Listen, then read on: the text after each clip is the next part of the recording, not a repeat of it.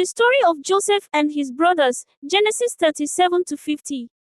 Joseph was the 11th son of Jacob, also called Israel, and the firstborn of Rachel. He was deeply loved by his father, even more than his other sons, because he was born to Jacob in his old age. To show his special love, Jacob gave Joseph a coat of many colors, a garment that symbolized honor and distinction. Joseph's brothers noticed their father's favoritism, and jealousy grew in their hearts. Matters worsened when Joseph shared two dreams he had. In the first dream, their sheaves of grain bowed down to his sheaf. In the second dream, the sun, moon, and 11 stars bowed down to him. His brothers interpreted this as Joseph claiming he would one day rule over them. Their jealousy turned to hatred. Joseph sold into slavery. One day, Jacob sent Joseph to check on his brothers while they were tending sheep in Dothan. When they saw him coming, they plotted to kill him. Reuben, the eldest, persuaded them not to shed his blood but to throw him into a pit instead. Later, Judah suggested selling Joseph to a caravan of Ishmaelite traders traveling to Egypt. The brothers agreed, sold him for 20 pieces of silver, and dipped his coat in goat's blood to deceive their father into thinking a wild animal had killed him. Jacob mourned deeply, believing his beloved son was dead. Joseph in Egypt. In Egypt, Joseph was sold to Potiphar, an officer of Pharaoh. By God's favor, Joseph prospered in Potiphar's house, but Potiphar's wife falsely accused him of trying to seduce her after he refused her advances. Joseph was imprisoned. Even in prison, God was with him, granting him favor with the warden. Joseph interpreted the dreams of Pharaoh's cupbearer and baker, and later, when Pharaoh himself had troubling dreams, Joseph was called to interpret them. He explained that Egypt would face 7 years of abundance followed by 7 years of famine.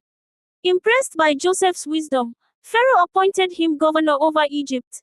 Joseph's brothers come to Egypt. When famine struck the land, it spread to Canaan where Jacob and his family lived. Jacob sent his sons to Egypt to buy grain. They unknowingly bowed before Joseph, fulfilling his earlier dream. Joseph recognized them, but they did not recognize him. After testing them to see if they had changed, Joseph finally revealed his identity in an emotional moment. He forgave them, saying, "You meant evil against me, but God meant it for good, to save many lives."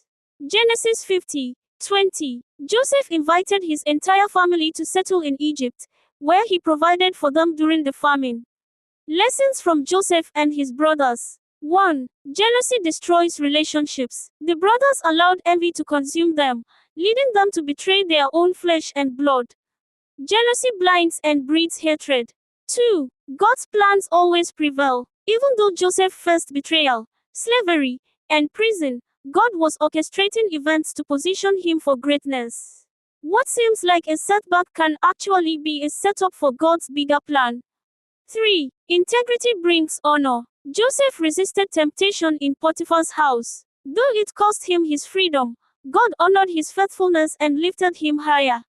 4. Forgiveness heals and restores. Instead of seeking revenge, Joseph forgave his brothers. His forgiveness preserved his family and fulfilled God's promise. 5. God can use evil for good.